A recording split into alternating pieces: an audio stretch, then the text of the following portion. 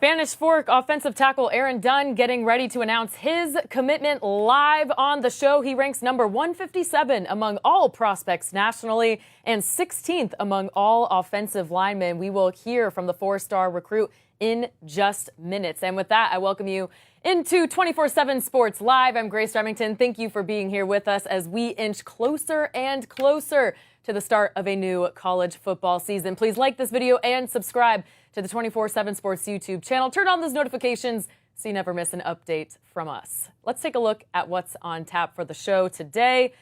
Michigan and Sharon Moore. Oh no, there is drama again. We will get into the possible NCAA punishments. It's polling season. We'll have a reaction to the first coaches poll of 2024. We're also continuing our season previews today. We're taking a stop in LA to look at the USC Trojans. And of course, we are starting the show with the live commitment of four-star offensive tackle Aaron Dunn, the top 20 offensive lineman in the class of 2022. We'll go to him in just minutes. But first, our Blair Angulo has more.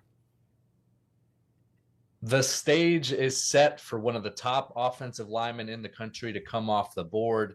Aaron Dunn, a top 24/7 prospect from the state of Utah, is getting ready to reveal his college destination. He is down to 5 schools, took official visits to all 5 schools, the in-state programs, BYU and Utah, as well as the Big Ten contenders, USC, Oregon, and UCLA. And they're all fighting for a very athletic and projectable offensive tackle. He's all of 6'7", 290 pounds, really athletic, nimble with his feet. He can get out to the perimeter in run support as well and help you in that second level to open up running lanes. But the four-star from Spanish Fork will be making his money as a pass protector. He's got really good length, really good feet. And when he's able to lock in with his technique, he keeps pass rushers at a distance. And still needs to add strength, still needs to continue to work on his mechanics, but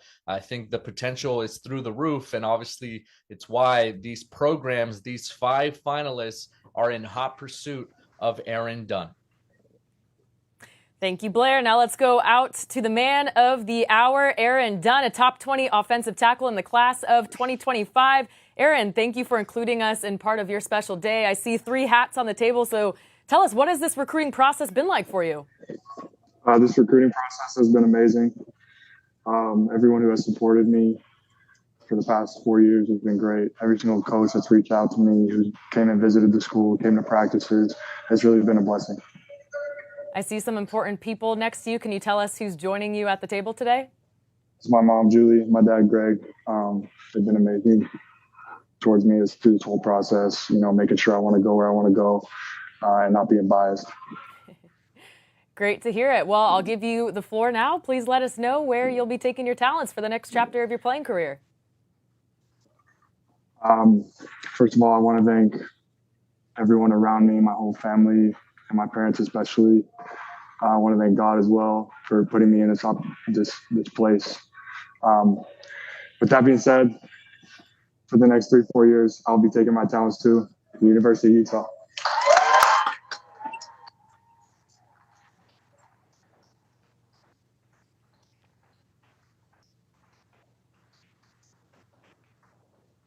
Breaking news, Aaron Dunn staying in his home state of Utah, where he will play for the Utes and Kyle Whittingham as they start their Big 12 era. Aaron, what ultimately made you decide on the Utes?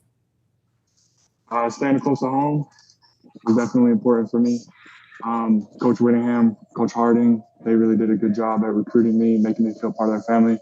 The players out there, it's really a special group of guys. I feel like I bonded with them really well, and I'm just super excited to get up there.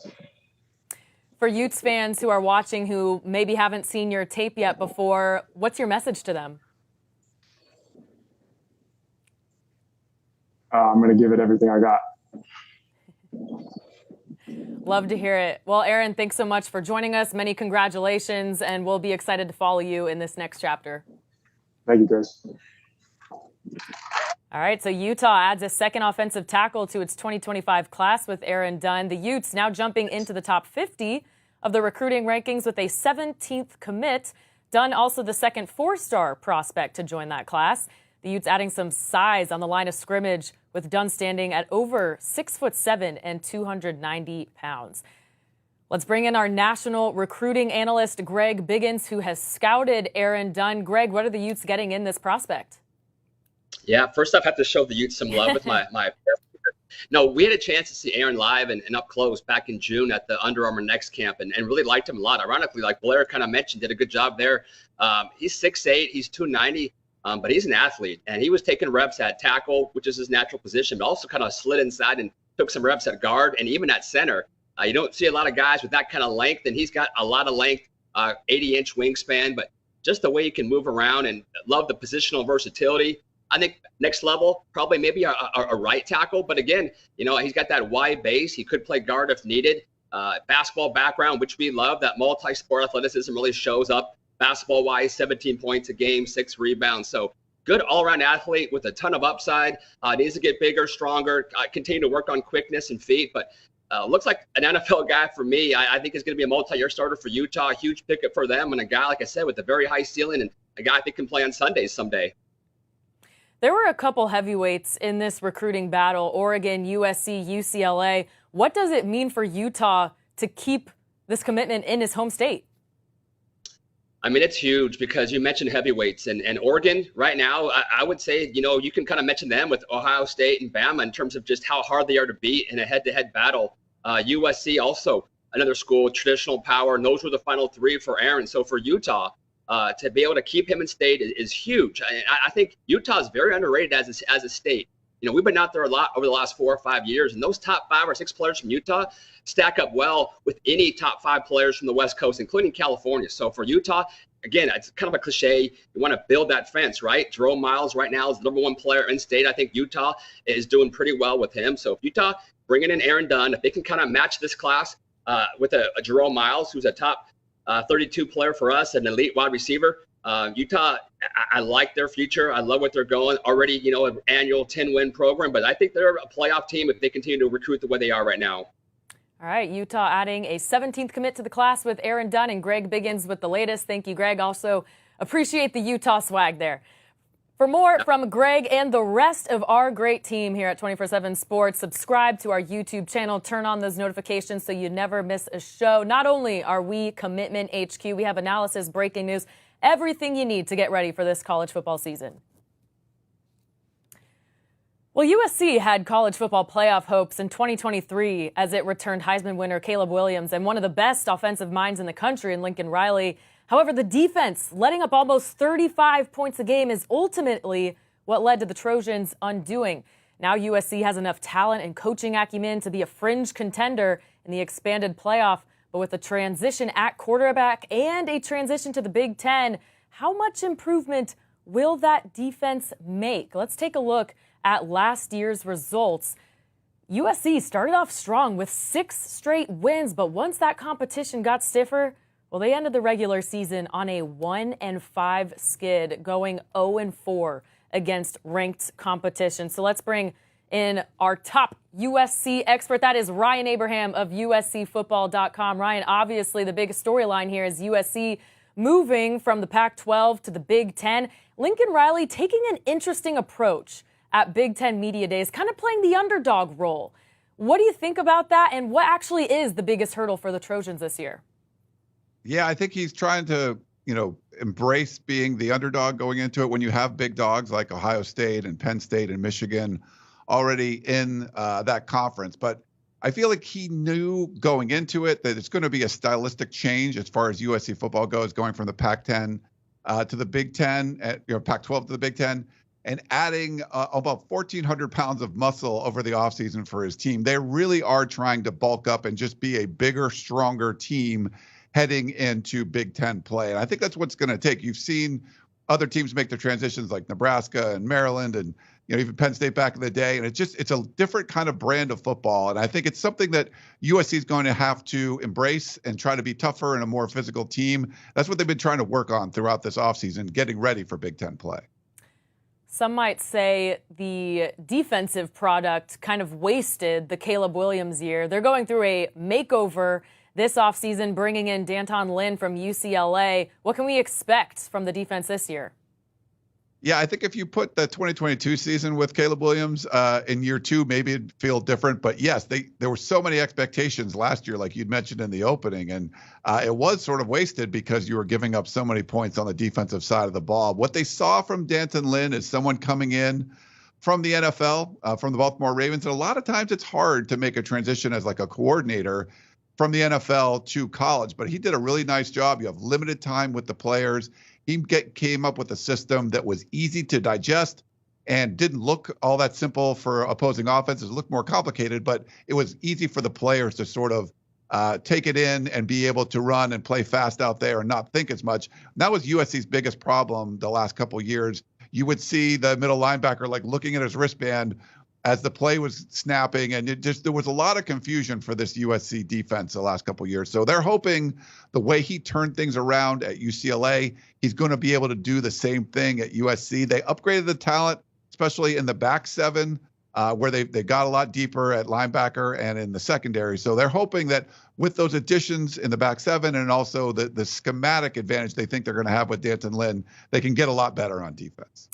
Miller Moss coming off a stellar first start in the Holiday Bowl, 372 passing yards, 6 passing touchdowns. But the shoes could not be bigger to fill following up the active Heisman Trophy winner, Caleb Williams. What kind of pressure is Miller Moss facing?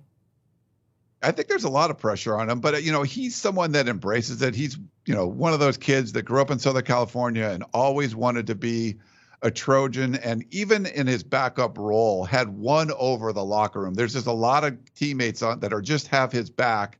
And even Caleb Williams last year, if you watched when he sat out the Holiday Bowl, no one was celebrating more for Miller Moss's 6 touchdown pass than Caleb Williams. So I think he's really won over the team. He was representing USC at Big Ten Media Day, and he showed that he can do it against a pretty good Louisville defense in that Holiday Bowl. And it's different. Bowl games, we can discount them. What's going to happen during this regular season, which is, the schedule is very difficult. There's a lot of good defense he's going to be playing. So can he keep that going, the momentum he built up in the Holiday Bowl through his first year as the regular starter? I think there's a lot of confidence in the locker room with the coaching staff that he can do it. But you're right, there is a lot of pressure on him to kind of bring that level up because every one of Lincoln Riley's quarterbacks have done well. He wants to kind of continue that tradition.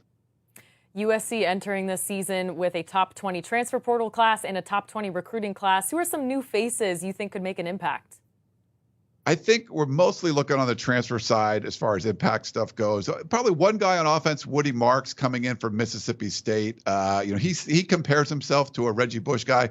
Great personality. He's never really been west of the Mississippi, so having him out here, it's been a big adjustment for him. But I think he's become a great leader on the offensive side, and he'll be their number one back for sure. But they're going to need the most help on defense. So I think Kamari Ramsey coming over from UCLA, he represented USC at Big Ten Media Day as well, even though he was wearing Bruin colors last year. But knowing D'Anton Lynn's system, I think it makes a big difference because they're going to need some of the players to understand what Lynn wants you to do. And I think Kamari Ramsey can be a leader there. But Easton Mascarenas-Arnold was a stud tackler at the linebacker spot for Oregon State last year. He comes over. He's going to be one of those guys, the main guy wearing the in-helmet communication for D'Anton Lynn, so they'll be able to talk on the sidelines. And D'Anton Lynn has used that before in the NFL, so it shouldn't be too big of an adjustment there. And then Greedy Vance is a cornerback from Florida State they brought in. I feel like he was a late addition. They're really deep in the secondary, but the fact that you would bring him in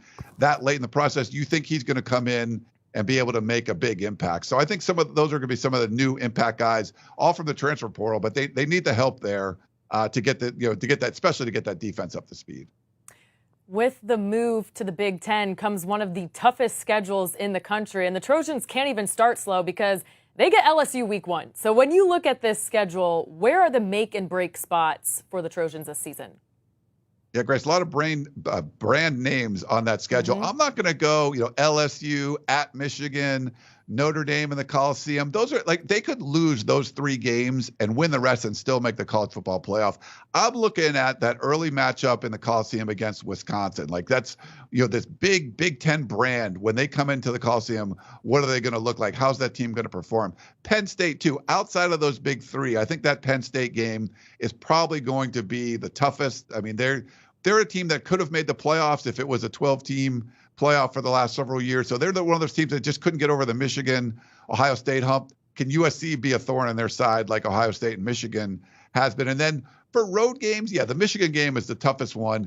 Maryland loses a bunch. That's going to be a tough one going all the way to the East Coast. But I'm going to look at the Minnesota game. They made a bowl game last year, even though they went 5-7. PJ Fleck's been there a long time.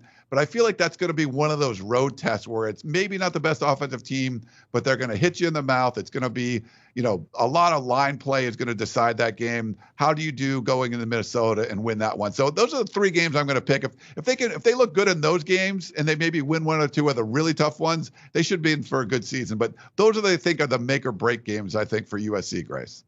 Yeah, for the first time in Lincoln Riley's career, his team is not picked to win the conference. So should be an interesting one. Ryan Abraham with the latest from LA. Thanks so much for joining us. For more from Ryan and the rest of his staff, head over to uscfootball.com. They are 6 days into fall camp, and they have all the updates for you on video, on podcast, on the .com. Everything Trojans, head to uscfootball.com. Never lie, never cheat, never steal. I was raised with that lesson. I have raised my family on that lesson. I have preached that lesson to the teams that I've coached. No one's perfect. If you stumble, you apologize, and you make it right. Today, I do not apologize. I did not participate, was not aware, nor complicit in those said allegations. So for me, it's back to work and attacking with an enthusiasm unknown to mankind. Well, that is the known truth teller, Jim Harbaugh, addressing the Michigan sign-stealing scandal on Monday from LA Chargers practice. The NCAA is still investigating that case. However, the NCAA did hit the former Michigan coach with a 4-year show cause for recruiting violations during the COVID-19 recruiting dead period and for his dishonesty during an investigation into those violations. That effectively bans him from college athletics until August 2028. So for more on this situation, let's bring in our national college football expert, Brandon Marcello. Now, Brandon, we know the show cause doesn't really affect Jim Harbaugh, but can you tell us, how does it affect Michigan?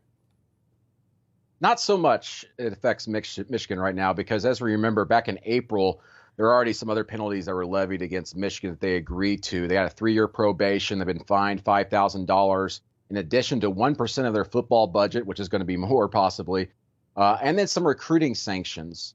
So at this point, it's very clear the NCAA is kind of zeroed in on Jim Harbaugh when it comes to those recruiting violations and punishing him.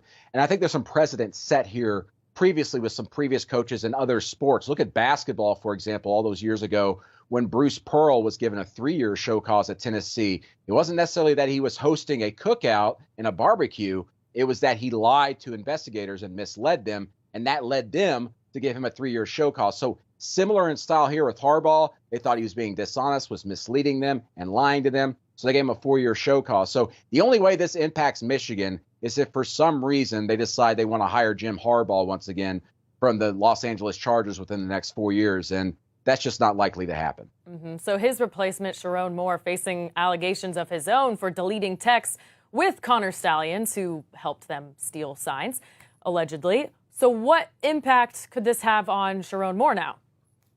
Yeah, now we got to move forward to that case, right? That's kind of the things that have kind of developed this week about some of the specifics that are going to be contained in a notice of allegations. The draft of that was leaked recently to the media. And in that, they found that there were some text messages, exactly 52, that Connor Stallions had exchanged with Sharon Moore, and Sharon Moore deleted those text messages the very day that this sign stealing scandal came to light in the media.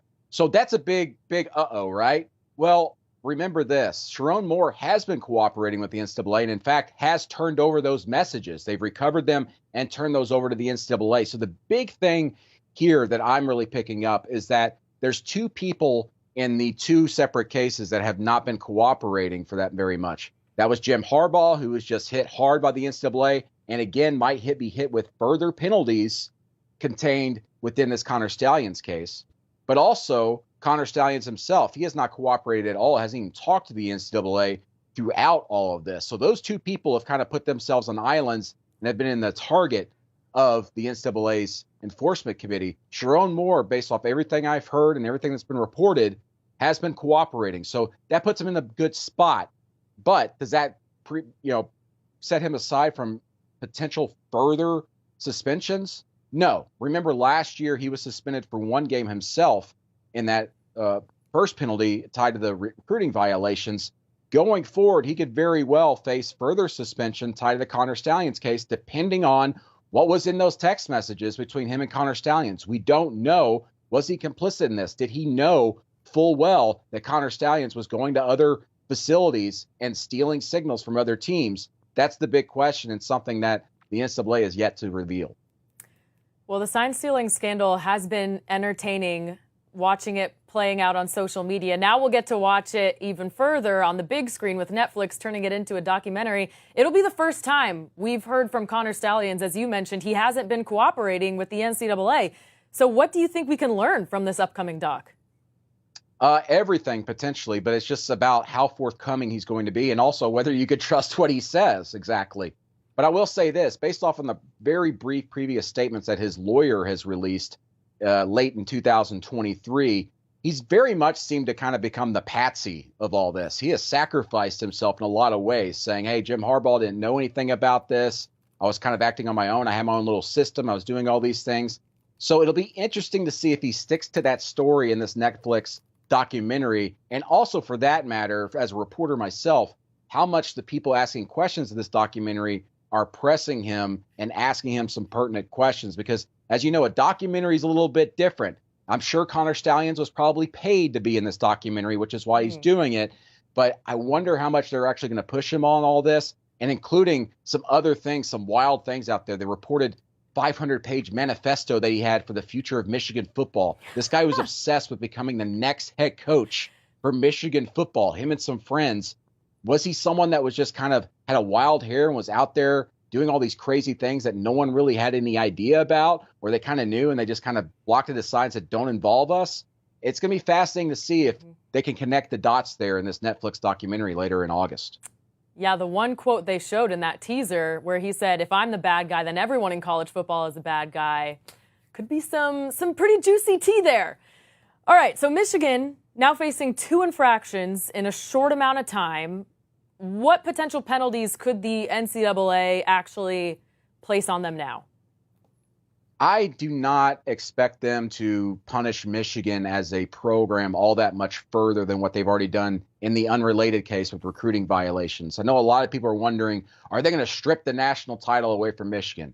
Very unlikely. I do not see that happening. Again, I think that the NCAA has kind of made it clear at this point through the way they're going through this investigation that they have targeted Jim Harbaugh and Connor Stalions for not cooperating with this. And Michigan has made it very clear up front that we are cooperating with the NCAA. And for that matter, Sharon Moore, the current head coach, who was the offensive coordinator previously, he's even turned over those text messages as we mentioned earlier. So what kind of penalties could there be? Maybe further recruiting sanctions. Maybe Sharon Moore does get a suspension or two for a game or two this year. I don't know. But the other thing is we don't know when they're going to announce any type of sanctions of any sort. The NCAA doesn't have a good timeline or a history of timelines you can look back and go, well, we expect something in the next month or two.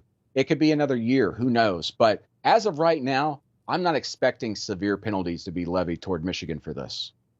You kind of touched on it, but the NCAA, not the timeliest organization in the world. When do you expect us to get an answer? I honestly don't know. And I know we all want answers and we want to know now. Michigan fans, for sure, I'm sure, want to know when we can expect a bomb to drop, if there is a bomb to drop. I don't know. And the NCAA certainly is not really tipping their hat at all. I would suspect they're going to try and get this all settled here as quickly as possible, especially when you got the notice of allegations draft already put together. But just because you have a notice of allegations doesn't necessarily have the enforcement staff ready to announce penalties. So it could be quite some time. I don't know. I'm supposed to know everything, but everybody would be lying to you if they told you they know when this is going to happen. Yeah, come on, Brandon. That's why you're here. You have to know everything. All right. Thanks so much, Brendan Marcello. Love the new background, by the way. We'll see you later on. It will be a year of transition for Michigan as it loses a record 12 players from that championship team. However, the Wolverines still viewed highly among college football coaches. The new coaches poll listing Michigan 8th. Georgia opening the season once again as the preseason number 1, and Texas with its highest preseason rank since 2010. Let's look a little further down the list and break it down by conference here. There are 9 teams ranked from the SEC, 6 from the Big 10, 5 from the Big 12, and 4 from the ACC. Kind of interesting. You see the A&M Aggies sneaking in there at number 20. NC State, a popular ACC sleeper pick. They're coming in at 22. A lot of these coaches picking brand names, it seems. USC there at 23, and Iowa rounding out the top 25 with an offense that is hopefully improved. And now we welcome in Brad Crawford, our national college football analyst. Brad, good to see you again. When you look at this first iteration of the coaches poll, what stands out to you? Yeah, I'm going to stay with the Michigan narrative here. I mean, the Wolverines being inside the top 10 is a bit of a surprise to me, and they even have a first-place vote. Maybe that was first-year coach Sharon Moore. Maybe that was his doing, perhaps a coach in the Big Ten who believes, in the defending champion should always be in the top 10 narrative.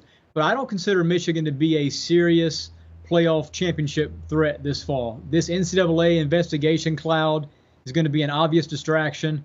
They're replacing J.J. McCarthy with a relative unknown at quarterback and Alex Orji. Never had a career start. He's thrown one ball in the college ranks. Blake Corum gone from the backfield, All-American running back. Tough schedule. To me, Grace, it all adds up for, a lot of concerns in Ann Arbor, and I don't see them as a preseason top 10. And my second takeaway from this is Oregon inside the top 5. I think we can both agree that Oregon is likely a top 5 preseason team, deservedly so. Dylan Gabriel at quarterback based on what they did last season. Really good pickups in the portal. But I don't think Oregon deserves the level of billing they've got at number 3 over the Longhorns. I mean, Texas was one play away last season from reaching the college football playoff national championship game after losing to Washington. So I like Texas in that 3 spot over Oregon, but coaches had other plans. Let's get into your overrated and underrated teams. Tell us, which teams do you think are rated a little bit too high in this first poll? Yeah, one of my overrated teams is Florida State at number 10. I don't really like them being ahead of Missouri and LSU. I think Missouri and LSU have better 2 deep rosters overall. I have my doubts about the Noles. Will DJ Uiagalelei transfer from Clemson, formerly of Oregon State as well? Is he going to be a Heisman contender? We don't know that. Did Mike Norvell effectively replace his weaponry in the transfer portal? We don't know that either. So I'm a little bit worried right now that Florida State, being the preseason ACC favorite, according to media and coaches, maybe a little bit overhyped right now. Lost a ton of talent in the NFL, a couple big-time pass rushers. And the most important case to me is the ACC behind Florida State has gotten collectively better, with NC State being a top 25 preseason team. Clemson's obviously hungry, hasn't made the playoff in several years. And then you've got Florida State rival Miami, who has one of the best rosters in college football thanks to the portal. So there's a lot of potential ACC champions I see outside of Florida State, but the coaches feel different. They have the Noles number 10, and that's a little bit too high for my opinion. And then the second overrated team for me is Kansas. I mean, Jalen Daniels was injured all of last season at quarterback. They don't have a ton of depth behind him.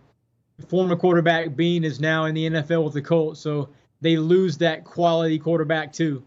Kansas is a team also that lost its OC to Penn State, one of the best offseason hires. So Florida State at 10, Kansas number 24. Both those teams, Grace, are a bit overrated in my opinion. I'm seeing some correlation in your picks here, and I love it. So if FSU is overrated, there's an ACC team that is underrated. Who might that be? It's going to be Miami, and that's a pick for me for the third straight season. I mean, this is year 3 of Mario Cristobal. This is year 3 of me having Miami inside the preseason top 15. The coaches have them at number 19. I think they have a top 10 roster. And that's saying a lot because Miami has not finished the first 2 years under Cristobal the way Hurricanes fans and those big-time boosters expect down there.